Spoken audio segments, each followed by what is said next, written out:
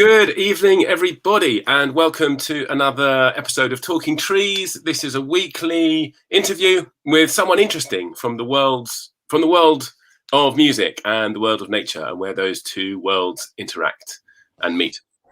Today, we have got John from the Orchestra for the Earth, founder member. We're going to be hearing all about that and about their upcoming performance on the weekend. Before we launch into that, I want to mention that their performance this weekend is sponsored, or rather is in support of Trees of Music. Trees of Music is the project in Brazil where we are planting 50,000 saplings of the Pernambuco tree. Pernambuco tree is used to make violin bows and is massively endangered in Brazil. At last count, they found less than 2,000 of them. So please check out treesofmusic.org and check out rainumbrella.org as well. And you can see that project, the Trees of Music project, and also other projects that we have got going. And we'll be talking more about ecology and music as we go on. Hello, John. How are you doing? Hi, nice to be here. Very good to welcome you on. Perhaps you can tell me a little bit about the Orchestra for the Earth. Tell me about the history, what led you to found it, and what's the agenda? Yeah, so Orchestra for the Earth has been around now since 2018, which is when we kind of officially founded it. Before that, it was really something that I'd just been doing while I was still studying. So it was with a load of friends from university. And initially we didn't have this kind of mission of being for the Earth and being for averting the climate crisis and protecting the natural world. But in my last year of studying, I organized this tour to the Alps, where a composer called Mahler used to go every summer to kind of seek inspiration from nature, escape the busy life in Vienna, and write the beautiful music that he wrote. And it was sort of, in all honesty, meant to be just a bit of fun. I thought it'd be quite interesting. I thought they sounded like nice places to do concerts where not many people do concerts. But in doing it, I kind of realized that there was actually more to it, and that this connection between music and nature was pretty profound and ran pretty deep for more composers than Mahler, for sure. And so I started to kind of look into it and think about it, and decided that actually there was a bit of a kind of gap in the market in terms of music supporting environmental causes and climate-related causes, despite music having a long history of kind of social action and engaging people with important issues, like Live Aid, for example, being a really famous one, but not much in terms of the environment. So it seemed a perfect thing to do, and so we've really gone from there. Everybody's my age, kind of mid-20s, young professionals, really passionate about protecting the natural world and using music to do so. So we do all kinds of events, indoors, outdoors, all over the place, audiences young and old, as a way of kind of bringing these two things together. Excellent. Very good. So you've got an event coming up on the weekend, and I want to hear about that. But just before then, just give me a bit of a temperature check on what from your perspective, is the interest in ecology and the environment in the classical music community and the music community in general. Well, from my kind of personal perspective, I grew up in the countryside. I grew up on a farm. So I've always been kind of quite outdoorsy. I love hiking, walking, swimming, gardening, that kind of thing. But also I'm deeply concerned about the state of the climate and the state of biodiversity and the rate at which we're kind of destroying the world that sustains us. So like I've said, I kind of wanted to find a way of bringing these two things together and using my kind of training as a musician to actually do something about that. Music's often kind of accused of, particularly classical music, of being irrelevant. And so I saw an opportunity to actually turn that on its head and say, actually, no, culture is really, really important, because what we're trying to change with the climate crisis is the culture around it, our culture of the way we consume stuff, the way we treat the natural world, and so on. And I very much believe that politics is downstream of culture. And if you want to affect political change, you need to affect cultural change first. and really get the conversation going in the cultural sphere. So I think actually we have a really important role to play as musicians to do that and make the current situation in terms of the way we treat the natural world part of our role as kind of cultural ambassadors, I suppose you might say. I think that's absolutely right. And the connection there between politics and music is quite interesting. I understand that Plato himself was very concerned about exactly what types of music should be encouraged and what kinds of music should be discouraged as antithetical to the kind of state that he was interested in. That's true. Okay, great. Of its power, yeah. Say that again? He was pretty suspicious of the amount of power music actually had to affect people's minds and the way they thought about the world, which is kind of, prescient. Yeah, absolutely. So you have a performance in Milton Keynes this weekend. Milton Keynes has 22 million trees. So tell us a little bit about the performance and tell us a little bit about trees in an urban context as well. Yeah, so Milton Keynes is often given a bit of a bad rep as a bit of a kind of urban experiment that some people think went well and some people think didn't go so well. But it's one of the most successful things about it is that it's full of green space and full of trees, like you say, 22 million of them. And that's really important. So we're playing as part of the International Festival, Milton Keynes, which is this fantastic festival that happens every 2 years where they get lots of artists and all sorts of kind of different events going and getting people to kind of engage with the city and engage with different parts of the city that they may not necessarily visit or may not necessarily know about, which is a really nice thing. And we're playing in this fantastic amphitheatre in a big park called Campbell Park. So people can come along kind of prom style, have a picnic, relax, have some food, have something to drink, and then listen to a concert.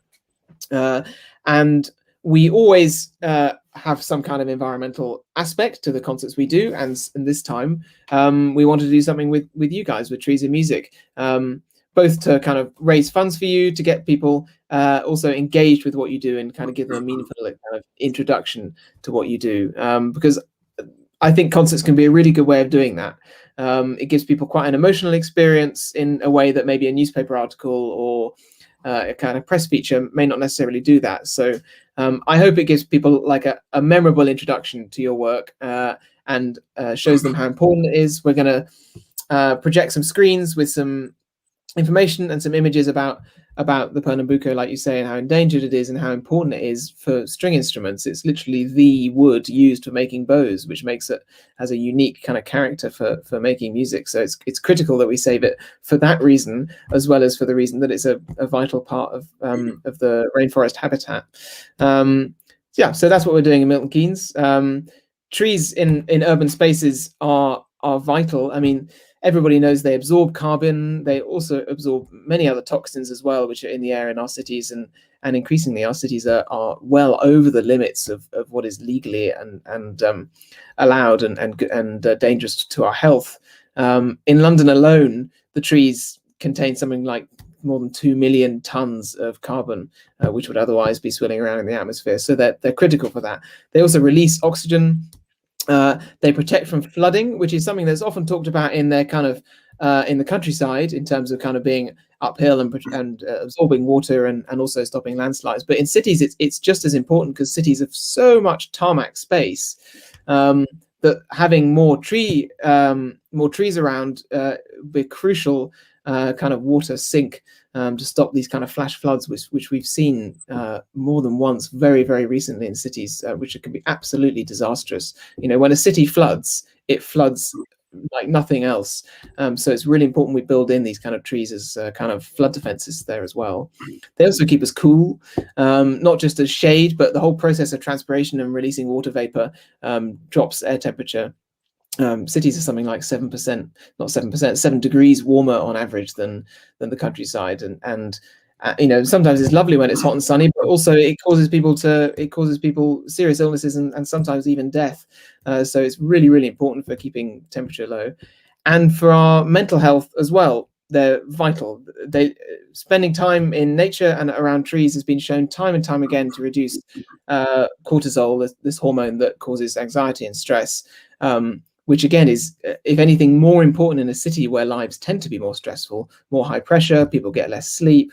There are lots of kind of stimuluses like cars and loud noises around that tend to kind of make us more anxious. So having that green space and things like trees is really important, because they're also a habitat for animals, habitat for trees, habitat for birds.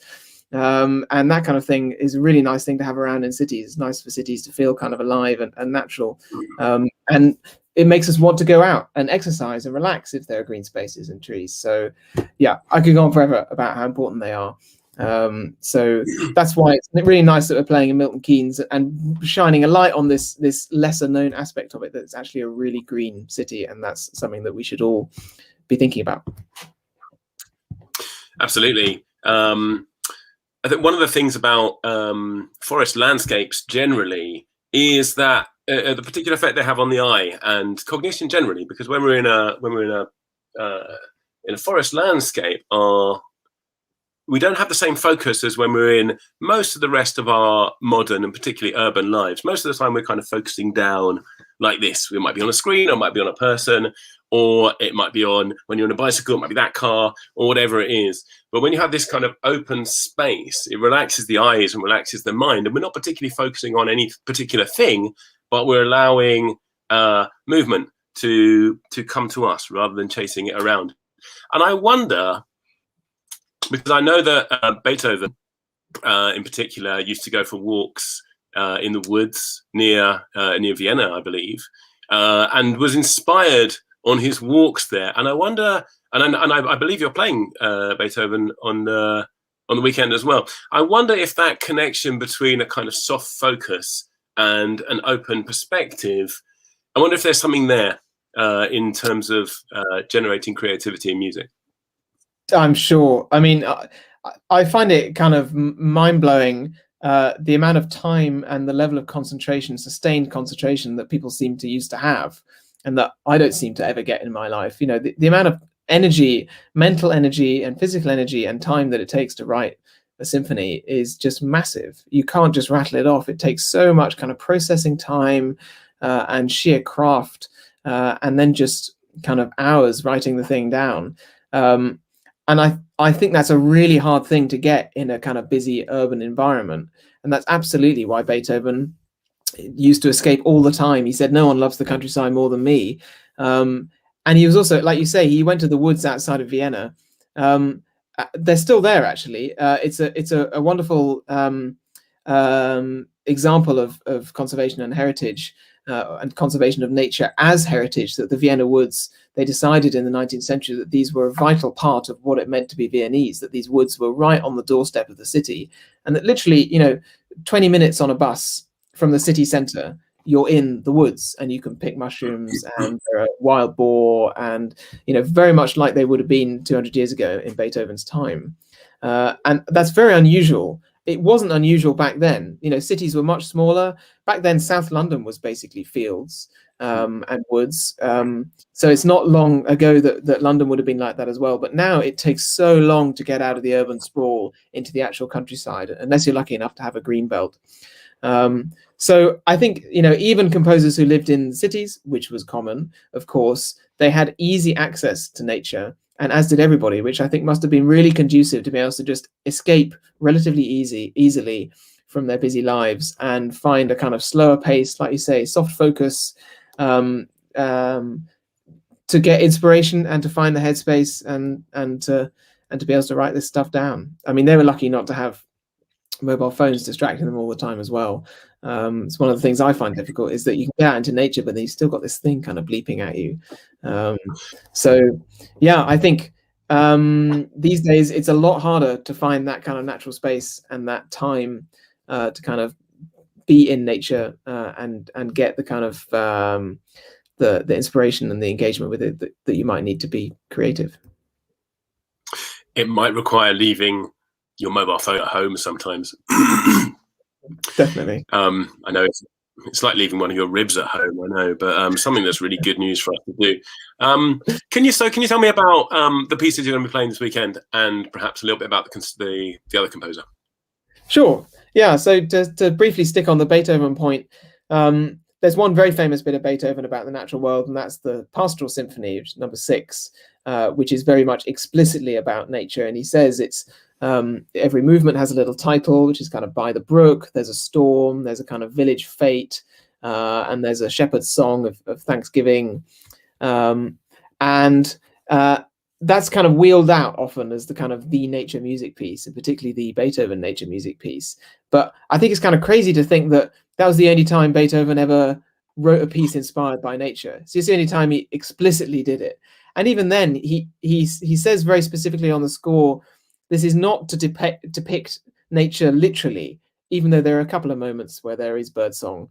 But it's more about the feelings that nature inspired in him. And I think it seems entirely probable that so much more of his music, if not all of it to some greater or lesser degree, was inspired by the feelings that nature gives us. I can definitely sympathize with that. You know, I had so many experiences, particularly in kind of mountainous regions, whether it be, you know, just a most astonishing view or a terrifying thunderstorm. And they give you these feelings that you only really I certainly only really get otherwise when I'm listening to music. It's quite a kind of primal thing that you get being out in nature. So it kind of goes back to what I said at the beginning, that I think the connection between music and nature runs much, much deeper than the few pieces that actually explicitly talk about it. So that's Beethoven. There are 2 other pieces we're playing. One is, they're both by English composers. One is Frank Bridge. It's a movement from a suite he wrote called The Sea. There are lots of English pieces about the sea for obvious reasons. We're on an island, same way not many Austrian pieces about the sea. And it's a wonderful piece. It's much underrated. And this particular movement is called Moonlight. So it's about evoking the kind of sensation of seeing the moon on the sea, which, if you've ever seen it, is a completely unique thing, really, a completely unique sight. And we're actually doing that piece because there's this exhibition by an artist called Luke Jerram, which people have probably seen, which is this scale model of the moon. It's quite mesmerizing, really, which slowly rotates, and it's been exhibited in cathedrals, it's been exhibited in all sorts of places, Natural History Museum, that kind of thing. And it's being hung in this park in Milton Keynes, kind of nestled among the trees, an amazing kind of setting. So we're kind of opening the concert with that little kind of little piece to kind of get people in the mood. And then after it, they're welcome to kind of wander around the corner in the park and see this amazing artwork. And then the third piece is Elgar's Cello Concerto, which is very, very famous, wonderful piece, which we partly chose because we wanted to give a really good example of how important it is that we save this tree, because otherwise you couldn't play a cello concerto in the same way that you can when you've got a bow made out of Pernambuco. It's an amazing piece, and it has an amazing sound. Elgar also, he didn't actually live in the city. Elgar lived in the Malvern Hills in Herefordshire for the vast majority of his life, and used to wander. If you've ever been there, an amazing place, and you can walk quite quickly up to the top of the ridge, and then you have this astonishing view. You can see 80 miles on a clear day, which is really unbelievable. And they're a beautiful, beautiful part of the world. And he clearly soaked up a hell of a lot of inspiration there. Similarly, didn't write many pieces explicitly titled about nature, but I think there's no doubt, and there's plenty of evidence in letters and diaries and that kind of thing, that this was where the thinking time happened, was when he was up the hills in the woods and that kind of thing, finding that space and that time to really kind of dream up the music that he did dream up. I believe Elgar and Beethoven are both famously emotional people. Did either, I'm thinking particularly of Beethoven actually, did he articulate what the feelings that the forest gave him were? I mean, I know he did music, but did he give us any words to it? Well, I mean, he was famously extremely short in person in terms of his use of language. He was not one to go off on long diatribes about anything really, unless he was particularly angry with whoever had made his coffee that morning or something like that. Because of course he went stone deaf, and so we have these conversation books where Beethoven would communicate with people writing down. It's usually arguing about coffee. There's actually very little in terms of kind of profound discussions of anything really. And I think that's because he was not a man of letters. He was a man of music. And so, everything you want to know about what Beethoven was like as a person, really, you go to the music. And therefore, if you want to know what it was like, how he felt in the natural world, go to the music. And the Sixth Symphony is the obvious example. The first movement is he explicitly writes, this is the feeling upon arriving in the countryside, and it literally starts with this little phrase of music, and then there's a pause, as though he kind of thinks, oh, that's that, I'm here, I can relax. And there's just the most joyous, wonderful music, with one brief moment of a terrifying storm in the middle of it, which really is kind of earth-shakingly scary, which I think is the perfect sort of kind of counterpart to all the kind of peace and beauty of the natures, that sometimes it can be absolutely terrifying, and make you fear for your life, and awesome in the original sense of filling you with awe.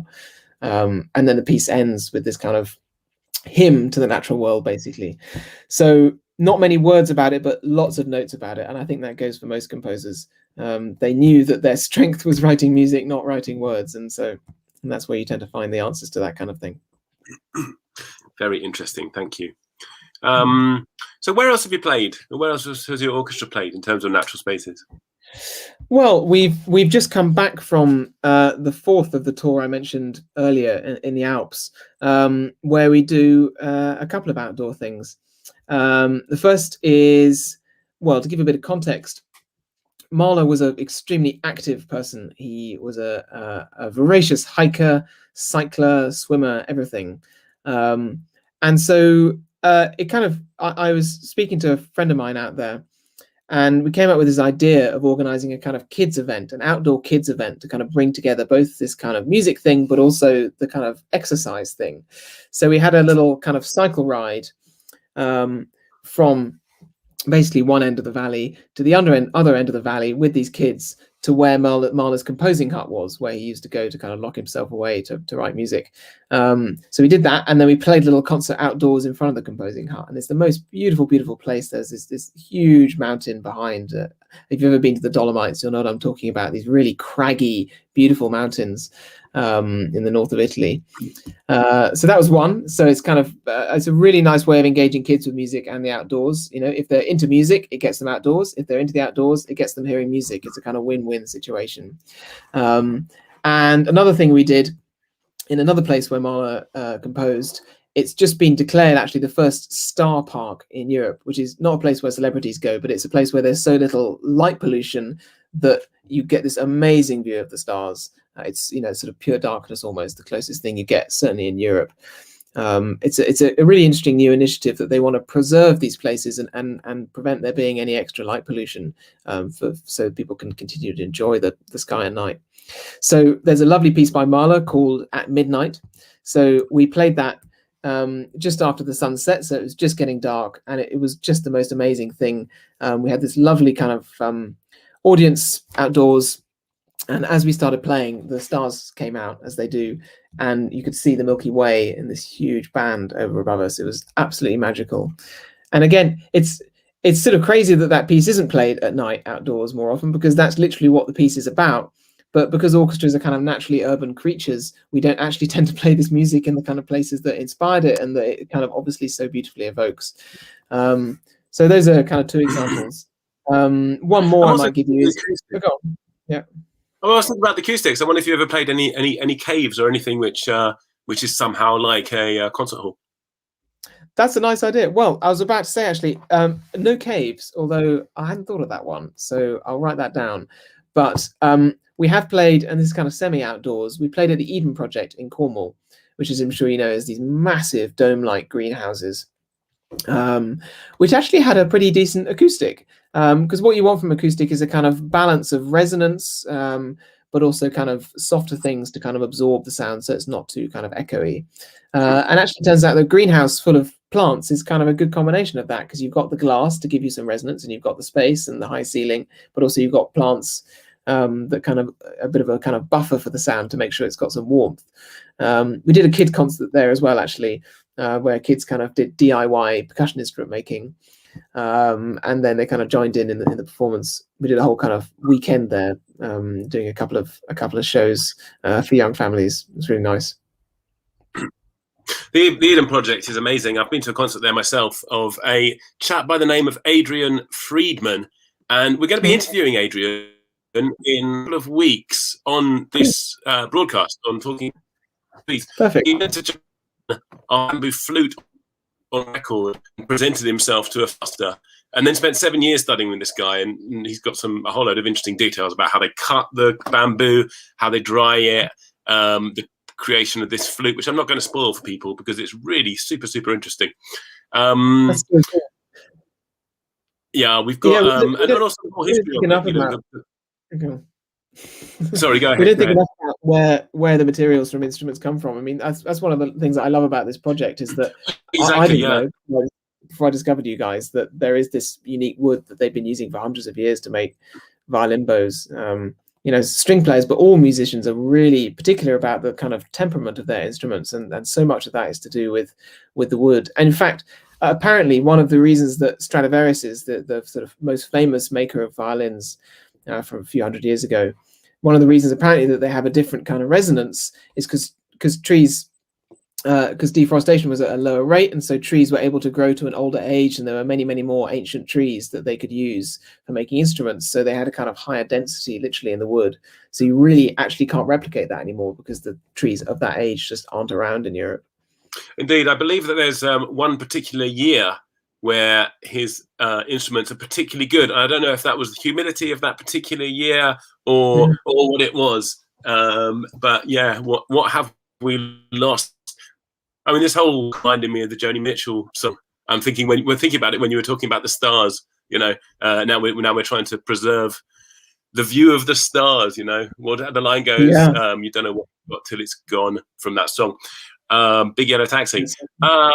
Tell me, it's got a few minutes left, John.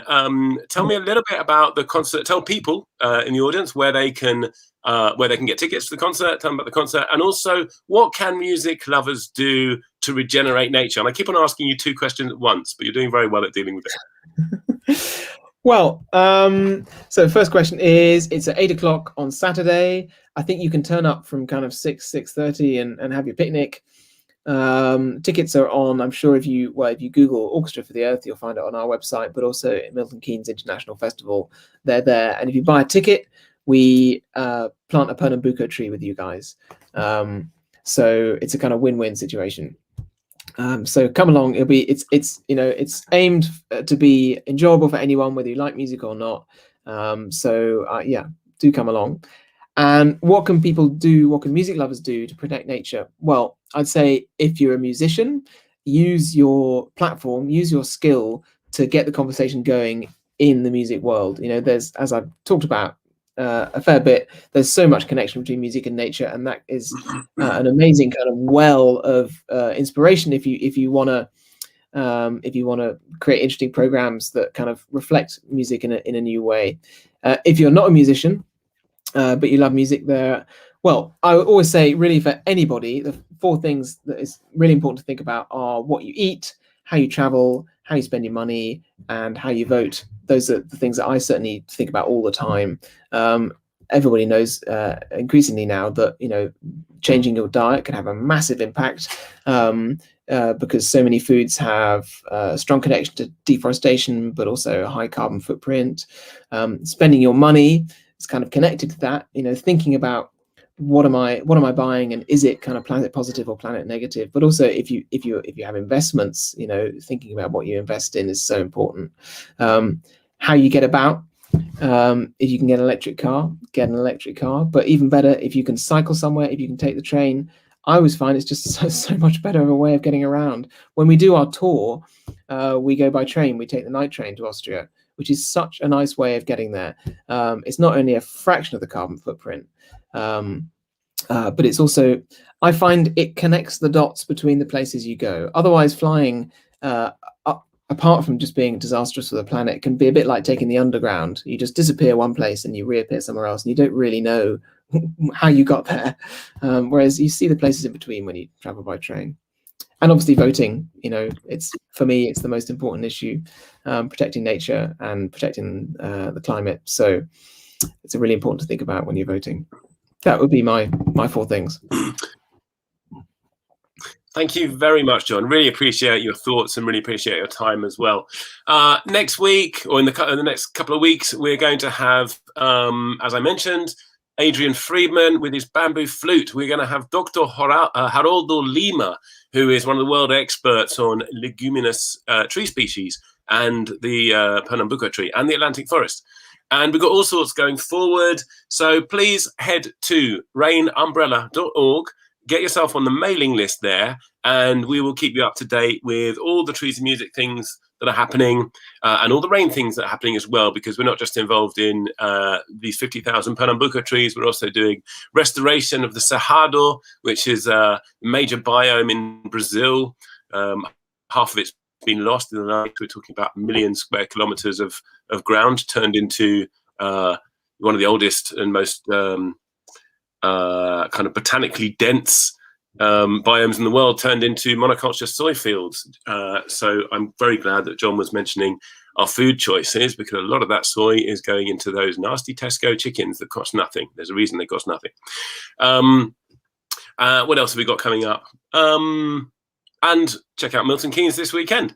John, it's been a real pleasure to talk to you. Thank you. And good luck with it. Take care. Cheers. Bye. Bye.